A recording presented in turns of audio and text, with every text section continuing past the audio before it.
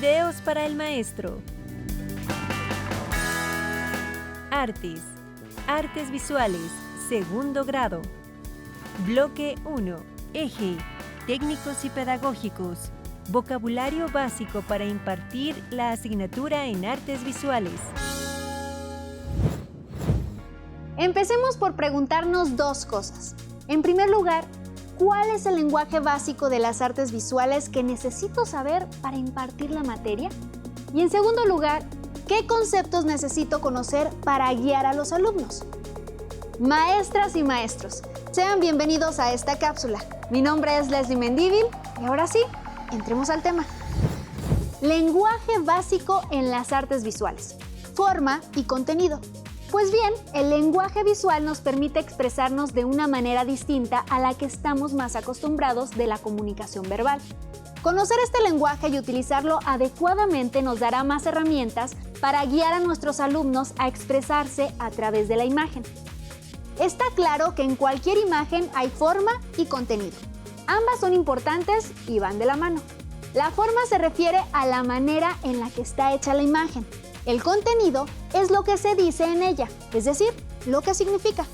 Desde otro enfoque, la forma es el vehículo del contenido, la estructura y la organización con la que se expresa el contenido.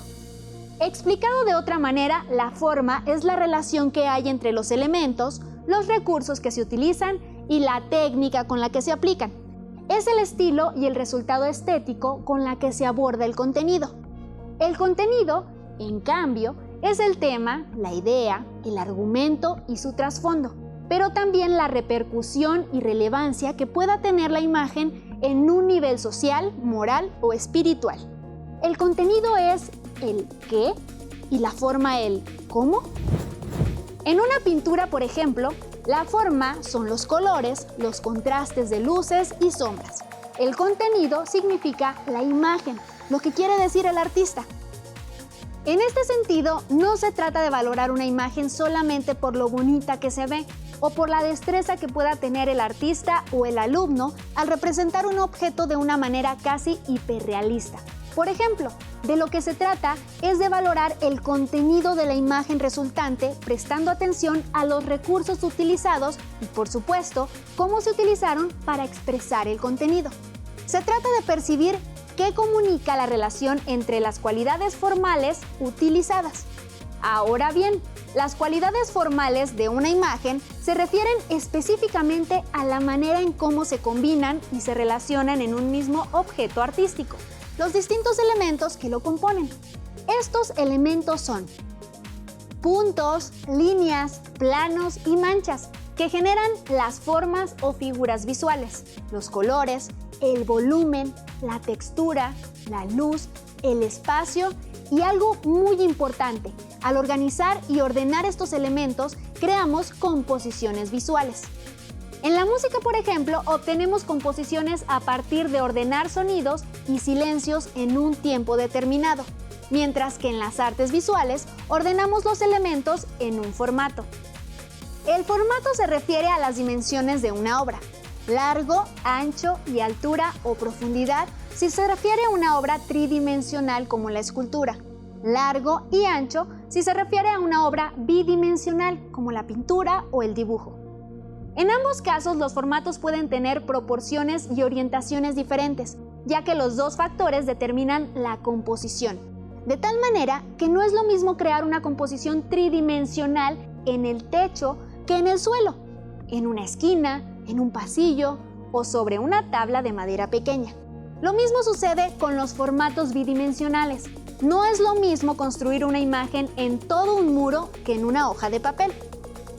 En este sentido, los formatos bidimensionales pueden tener orientaciones diferentes. Por ejemplo, pueden ser verticales u horizontales.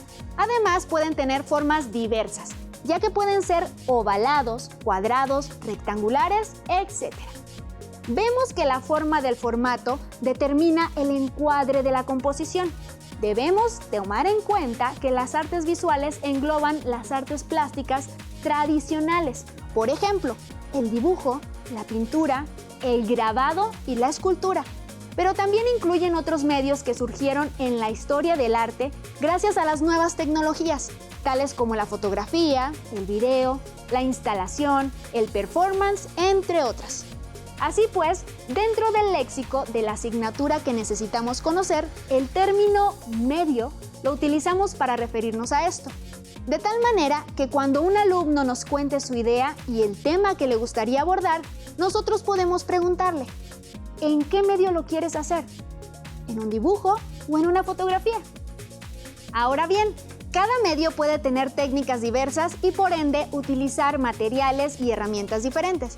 Por ejemplo, en el dibujo la técnica puede ser con grafito, rotuladores, tinta china, carboncillo, pasteles, ceras o crayolas, lápices de colores, mientras que en la pintura existen técnicas como el acrílico, el óleo y la acuarela, entre otras.